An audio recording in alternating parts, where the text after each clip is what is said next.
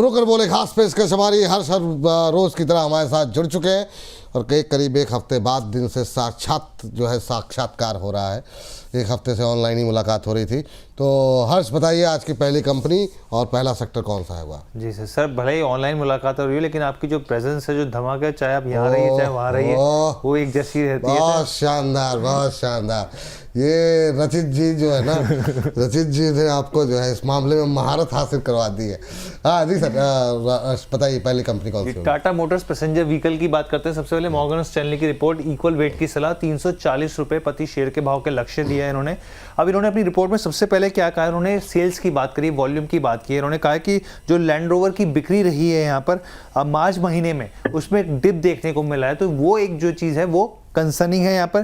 फरवरी के मुकाबले तो जो नंबर है वो बेहतर है, लेकिन इन्होंने कहा है कि ये जो दबाव है वो हो सकता है वो आगे भी कंटिन्यू रहे। इंसेंटिव जो डिस्काउंट की बात की गई है उसमें 26% की बढ़ोतरी हुई है और ये जो है साफ तौर पे डिमांड कमजोरी जो है वो दिखा रहा है इसको। क्वार्टर 4 में अगर आप ओवरऑल देखें तो 21% की बिक्री में डिप देखने को मिला है। अगर आप जगुआर्स के साथ जो यूएस रिटेल की पूरी मार्केट्स को देखें कंपनी के, उसमें भी गिरावट देखने को मिली है। यहाँ पे होलसेल अगर आप देखें तो वहाँ पे मजबूत रहने की संभावना है, लेकिन जो ट्रेंड है वो अभी भी कमजोर बना हुआ रिटेल के हिसाब से अगर आप देखें तो। ये बात यहाँ पर टाटा मोटर्स पैसेंजर व्हीकल को लेकर के निकल के आई है। रजित सर, आपसे शुरू करना चाहेंगे, ऑटो पे लेकर के क्या व्यू है सर अभी आपका? मॉर्गन स्टैनली की इक्वल वेट रेटिंग और करीब 40 रुपए ऊपर के टारगेट से आप सहमत हैं? सर देखिए, इससे पहले ना मैं एक चीज जरूर कहना चाहूंगा और मैं बस प्रोडक्शन से ये चाहूंगा कि जब मैं बोल रहा हूँ एक बार हम चारों को एक फ्रेम में दिखा दें। सबसे पहले तो हर्ष बाबू को नमस्कार। और सर मतलब छोटी सी एक वो है, ओवरव्यू है। जिस दिन आप गए थे सर, उस दिन हर्ष बाबू पहन गए थे black and black, mafia boss बन के आए थे कि अब यहाँ के बॉस तो हम ही है। और आज आप वापस आगे देखिए, आपके साथ ट्विनिंग करने की कोशिश, ब्लू जैकेट और वो शर्ट, वो हो जाता है ना कि now the boss is back, let's come back. कैसे याद कैसे कर लेते हैं? मुझे तो मतलब मैंने क्या पहना था एक हफ्ते पहले मुझे याद नहीं होगा। ये जो आपकी मेमोरी है बड़ी अद्भुत है, मानना पड़ेगा। ये ऐसी और चीजों में ही है। आप अगर मेरे से पूछेंगे उस दिन मैंने क्या पहना था तो मुझे वो भी याद नहीं होगा, बट वो कुछ और होता है ना तो स्ट्राइक कर जाता है। तो देखिए हर्ष बाबू वापस इन लाइन आने की कोशिश कर रहे हैं। अब बात कर लेते हैं सर टाटा मोटर्स की। 340 के टारगेट बहुत इजीली पॉसिबल है, किसी भी बाउंस बैक पे ये 340 तक के आपको टारगेट दिखा सकता है। बट वहां पे सर सप्लाई जरूर आ सकती है। 348 ऑड लेवल्स अभी क्रॉस करना थोड़ा सा मुश्किल होगा, क्योंकि मैं वापस एक चीज बोलूंगा सर, हमें नहीं पता कि डिस्ट्रप्शन किस तरीके से अभी किस इंडस्ट्री को हिट करेगा। बट हाँ, जैसे अभी मार्केट का मूवमेंट चल रहा है 348 तक आपको आता हुआ देखने को मिल सकता है। इस बात को लेके क्या आपको फ्रेश बाइंग करनी चाहिए? हाँ, फ्रेश बाइंग कर सकते हैं। स्टॉप लॉस क्या निकल के आएगा? स्टॉप लॉस क्लियर कैसे? 288 के नीचे बहुत पेन पॉइंट देखने को मिल सकता है। लगता नहीं है वो होगा, बट 288 के स्टॉप लॉस के साथ आप अप्रोच करना चाहें तो कर लीजिए। चलिए, ये बात यहाँ पर निकल के आई है। चलते हैं अगली कंपनी की तरफ और हर्ष के पास। हर्ष बताइए दूसरी कंपनी और सेक्टर। जी, पोर्ट सेक्टर से जुड़े हुए अडानी पोर्ट्स की बात कर लेते हैं। न्यूमरा की रिपोर्ट, खरीदारी की सलाह, 1850 रुपये प्रति शेयर के भाव के लक्ष्य इन्होंने दिए हैं। सबसे पहले इन्होंने कार्गो वॉल्यूम की बात करी है। इन्होंने कहा कि FY26 के हिसाब से आप देखें ओवरऑल तो 11% यहाँ पे जो है वॉल्यूम बढ़ने की उम्मीद जता रहे हैं। यहाँ पे कंटेनर ग्रोथ जो है वो खासतौर पे सपोर्ट करती हुई दिख रही है यहाँ पे कंपनी के फंडामेंटल में। युद्ध जो है वो जरूर कंसर्निंग है और खासतौर पे जो डिस्ट्रप्शन है उसको ध्यान में रखते हुए इन्होंने क्या किया, अपने जो इसके एबिटा है उसको घटा दिया, उसके टारगेट्स को कम कर दिया है। यहाँ पे क्वार्टर 4 में डबल डिजिट ग्रोथ की अभी भी उम्मीद मान के चल रहे हैं। वैल्यूएशन की अगर बात करें, इन्होंने FY28 का लिया है, एंटरप्राइज वैल्यू टू एबिटा जो सिनेरियो लिया है, 11x पे ट्रेड करता हुआ दिख रहा है, जो इनको लग रहा है ये काफी आकर्षक है। तो ये बात अडानी पोर्ट को लेकर के निकल के आई है। आज सुबह इस रिपोर्ट को मैंने ही पढ़ा, मतलब करीब 1.5% के आसपास की आज गिरावट देखने को मिल रही है। उम्मीद थी कि शायद रिकवरी आनी चाहिए। मैम, इसके साथ एक समस्या है अडानी पोर्ट के साथ कि मतलब रिपोर्ट काफ़ी पॉजिटिव आती है, फंडामेंटल में उतने कोई इशू नहीं है, लेकिन 1400-1500 के ऊपर जाने में बार बार वहीं से लौट जाता है वापस। क्या व्यू आपका, इस बार पार होगा? लंबी छलांग लगानी है तो पीछे 2 कदम आना ही पड़ता है, एंड दैट लंबी छलांग is really possible in Adani ports stock.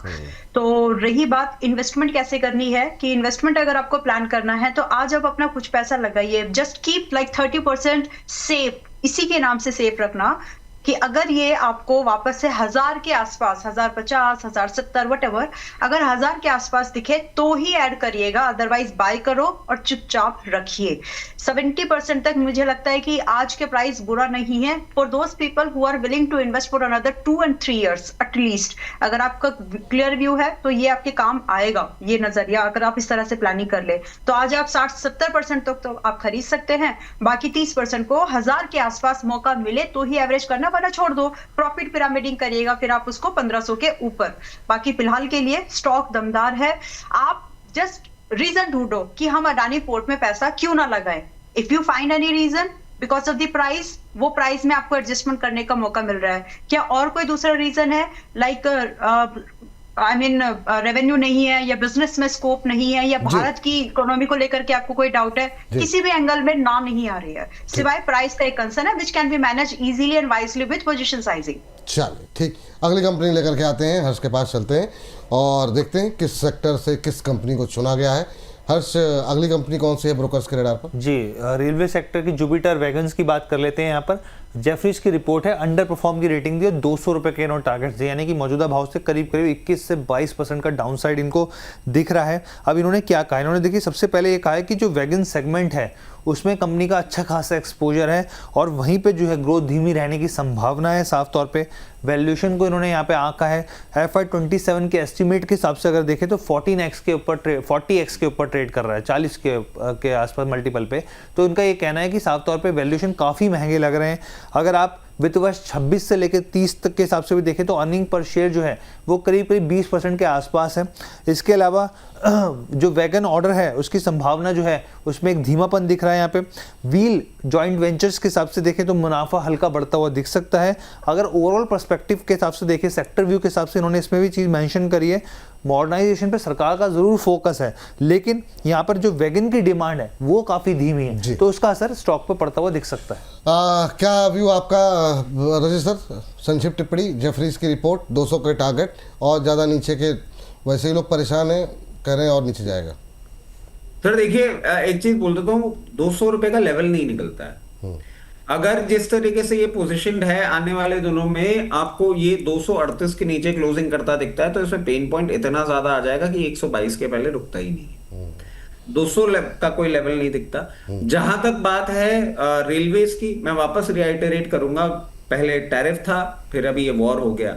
Government railway में लॉजिस्टिक सपोर्ट लेगी ही लेगी। मैं बिल्कुल इस रिपोर्ट के साथ नहीं जाने में कंफर्टेबल हूं। जिस तरीके से पोजीशनड है, जब भी मार्केट रिवर्सल करेगा 361 के बाद 460, ये दो लेवल्स मुझे दिखते हैं। 120 भी बोल दिया आपने, तो वो थोड़ा सा, हाँ, क्योंकि मैंने ये इसलिए बोला सर कि 200 रुपए का तो लेवल ही नहीं है। 200 रुपए आया तो रुकेगा ही नहीं 129 के पहले। और उस केस में वो तब कब हो सकता है सर? वो तब हो सकता है जब इतनी प्रॉब्लम आ जाए कि 14,000 पे निफ्टी नहीं रुक रही, तो फिर तो ये भी टूटेगा। समय सर। लास्ट कंपनी हर्ष, डाबर की बात कर लेते हैं, आखिरी कंपनी है यहाँ पर। मॉर्गन स्टैनली की रिपोर्ट, अंडरवेट की सलाह, 412 के इन्होंने टारगेट्स दिए। Q4 में इनका कहना है कि रेवेन्यू ग्रोथ जो है वो मिड सिंगल डिजिट में रह सकती है, जो कमजोरी के संकेत दे रही है। एबिटा ग्रोथ जो है वो 6% के साथ मार्जिन जो है वो हल्का सुधार देखने को मिल सकता है। घरेलू डिमांड जो है वो धीरे धीरे रिकवरी के संकेत दे रही है, जो आने वाले क्वार्टर में दिखेगी। वेस्ट एशिया में जिस तरीके से इंटरनेशनल जो स्थिति देखने को मिल रही है वो एक रहेगा जो स्टॉक पर नजर बना के रखनी पड़ेगी आगे के लिहाज से। चलिए मैम, सिर्फ लेवल्स क्या व्यू रहेगा आपका? 412 के टारगेट, मतलब जहाँ पे है वहीं के टारगेट निकल के आ रहे हैं। आपकी टिप्पणी मॉर्गन स्टैनली की इस रिपोर्ट पर?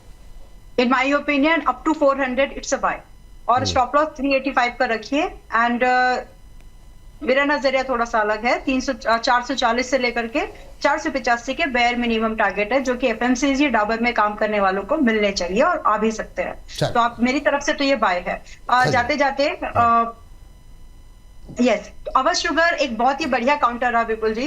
अवध शुगर हम लोग रेकमेंड कर रहे थे last week of Feb and फिर स्टार्टिंग के फर्स्ट वीक मार्च में भी, और 45% का गेन आज जब हम 6 अप्रैल में बैठे इस स्टॉक ने दे दिया है। सो इसका 500 रुपए का टारगेट है, जो कि मोस्ट लाइकली अभी 497 आ चुका है। 500 रुपए के आसपास ये टारगेट आपको दे जाएगा। अपने प्रॉफिट को खुशी खुशी बुक कर लीजिएगा और बता दीजिएगा। चलिए